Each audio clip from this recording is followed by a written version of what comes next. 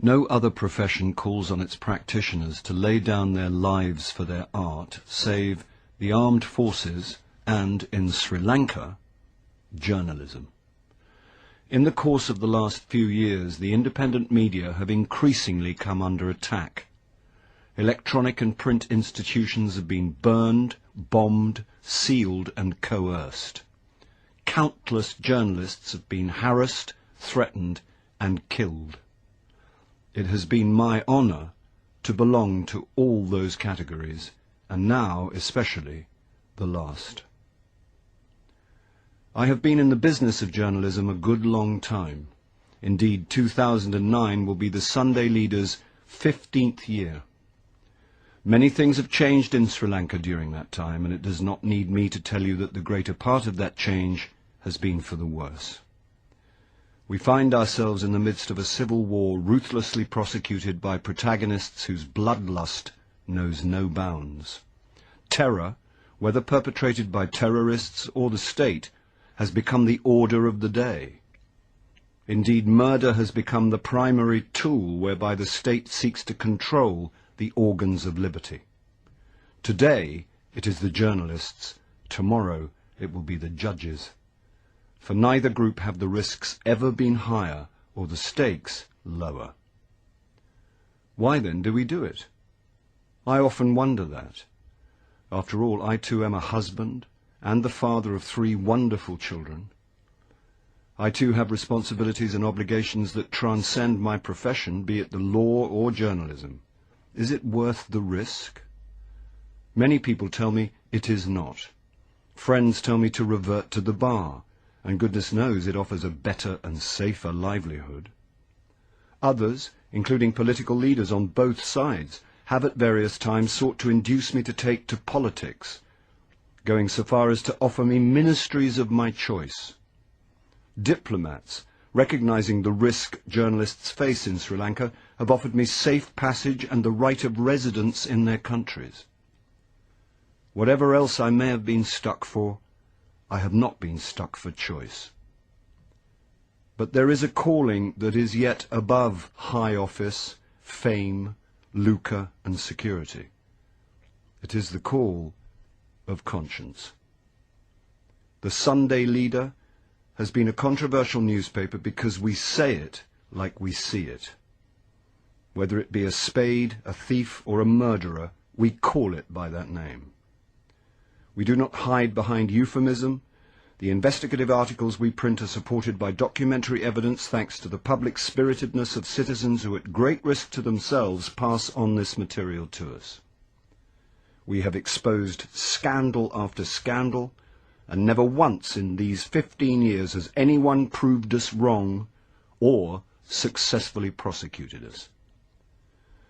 The free media serve as a mirror in which the public can see itself without mascara and styling gel. From us you learn the state of your nation, and especially its management by the people you elected to give your children a better future. Sometimes the image you see in that mirror is not a pleasant one. But while you may grumble in the privacy of your armchair, the journalists who hold the mirror up to you do so publicly and at great risk to themselves. That is our calling, and we do not shirk it. The Sunday Leader has never sought safety by unquestioningly articulating the majority view. Let's face it, that is the way to sell newspapers. On the contrary, as our opinion pieces over the years amply demonstrate, we often voice ideas that many people find distasteful. For instance, we have consistently espoused the view that while separatist terrorism must be eradicated, it is more important to address the root causes of terrorism and urge government to view Sri Lanka's ethnic strife in the context of history and not through the telescope of terrorism. We have also agitated against state terrorism in the so-called war against terror, and made no secret of our horror that Sri Lanka is the only country in the world routinely to bomb its own citizens. For these views we have been labelled traitors, and if this be treachery, we wear that label proudly. Many people suspect that the Sunday leader has a political agenda. It does not. If we appear more critical of the government than of the opposition, it is only because we believe that, excuse cricketing argot, there is no point in bowling to the fielding side. Remember that for the few years of our existence in which the United National Party was in office, we proved to be the biggest thorn in its flesh, exposing excess and corruption wherever it occurred. Indeed, the stream of embarrassing expositions we published may well have served to precipitate the downfall of that government. Neither should our distaste for the war be interpreted to mean that we support the Tamil Tigers. The LTTE is among the most ruthless and bloodthirsty organizations to have infested the planet. There is no gainsaying that it must be eradicated. But to do so by violating the rights of Tamil citizens, bombing and shooting mercilessly, is not only wrong, but shames the Sinhalese, whose claim to be the custodians of Buddhist teaching is forever called into question by this savagery, much of it unknown to the public because of censorship.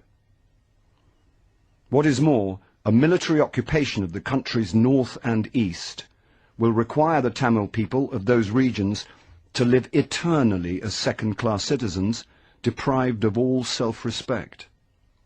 Do not imagine you can placate them by showering development and reconstruction on them in the post-war era.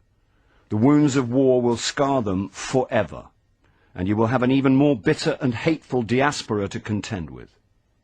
A problem amenable to a political solution will thus become a festering wound that will yield strife for all eternity.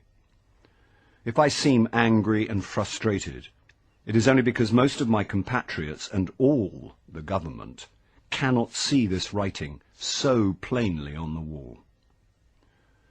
It is well known that I was on 2 occasions brutally assaulted, while on another my house was sprayed with machine gun fire. Despite the government's sanctimonious assurances, there was never a serious police inquiry into the perpetrators of these attacks, and the attackers were never apprehended. In all these cases, I have reason to believe that the attacks were inspired by the government.